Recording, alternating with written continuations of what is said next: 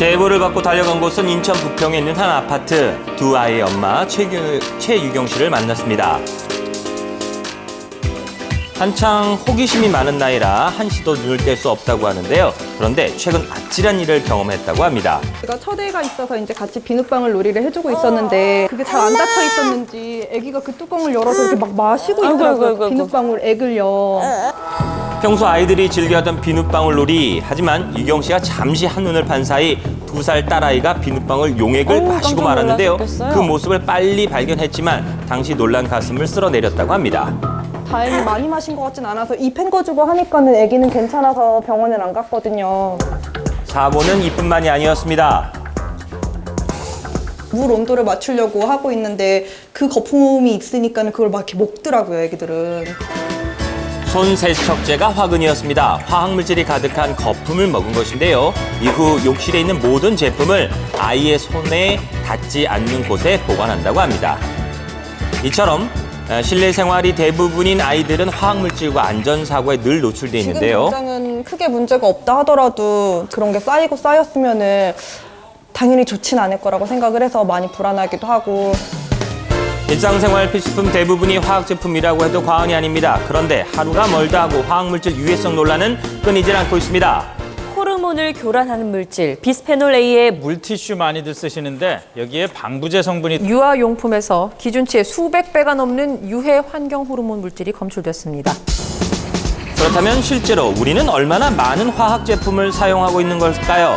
두 아이를 키우고 있는 박정현 씨의 집을 점검해 보기로 했습니다. 전문가와 함께 집안 곳곳에 있는 생활화학 제품을 찾아보기로 했는데요. 은밀하게 우리 몸에 스며드는 화학물질, 어떤 경로를 통해 우리 몸 깊은 곳까지 침투하는 것일까? 먼저 거실을 살펴봤습니다. 놀이매트나 소파에 같은 경우에도 화학물질이 함유될 수 있고요. 특히 놀이매트 같은 경우에는 열이 위에서 이제 가해지면은 여기에서 유해물질이 용출된다고 볼 수가 있어요. 유아 매트에서는 내분비계 이상을 일으킬 수 있는 프탈레이트 가소제에 노출될 수 있다고 합니다. 아이들의 완구 제품은 어떨까? 그 결과는 충격적이라고 하는군요. 이런 제품, 그러니까 이렇게 지금 보면 이렇게 말랑말랑하잖아요. 굉장히 이런 소재들이 이제 유해물질이 나올 확률이 굉장히 높죠. 저런 거 많이 쓰는데요. 인체에 치명적인 유해물질 중금속이 함유됐을 가능성이 높다고 합니다. 다음은 안방. 여기서도 화학 제품을 쉽게 발견할 수 있습니다. 바로 섬유 탈취제입니다. 그런데 문제가 좀 있어 보이네요. 제품 기간이 조금 오래된 것 같아요. 저희 지금 KPS라고 써 있잖아요. 자율안전 확인이라 동그란 거 밑에 이 마크가 KC로 바뀌었어요. 그러니까 되게 오래됐다는 뜻이에요. 인증 같은 경우에는 5년이 유효한 기간이기 때문에 그 기간 맞는 제품으로 좀 보시고 구매하시는 게 좋습니다. 욕실에는 인체와 가장 밀접하게 접촉하는 생활화학 제품들이 많이 있습니다. 그리고 샴푸는 어떤 연구 결과에 보면은 5분 이내에 생식기까지 그 유해 물질이 이렇게 전이가 이렇게 쭉 내려간다고 하더라고요. 물론 인증되지 않은 일부 샴푸에만 해당된다고 합니다. 그 외에도 세척제, 표백제 등에서는 공기 중으로 유입될 수 있는 산알칼리성 화학 물질이 포함되어 있는데요. 그리고 부엌도 피해갈 수가 없었습니다. 유아용 젓가락과 같은 플라스틱 식기 제품과 다목적 세정제 또한 화학 제품에 속합니다.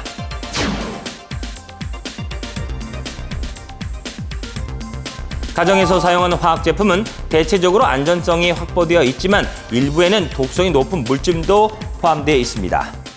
세상에 이렇게 거의 전부 사용하고 있는 모든 제품들이 화학 제품이라고 하니까 굉장히 놀랍네요. 전문가도 아니기 때문에 어떻게 사용을 해야 되는지 그리고 어떤 게 안전한지에 대해서 정확하게 알 수가 없잖아요.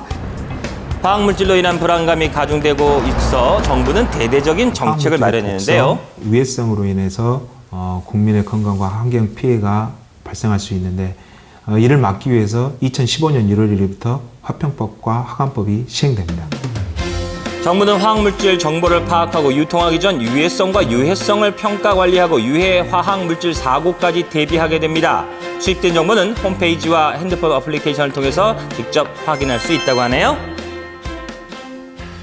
확인된 정보에 따라서 일반 국민, 정부, 기업들이 공유함으로써 보다 더 화학물질로부터 국민들의 안전한 삶을 보장할 수 있을 것이라고 기대하고 있고요. 꼼꼼하게 확인하셔서 화학물질로부터 우리 아이 건강 안전하게 지켜주세요.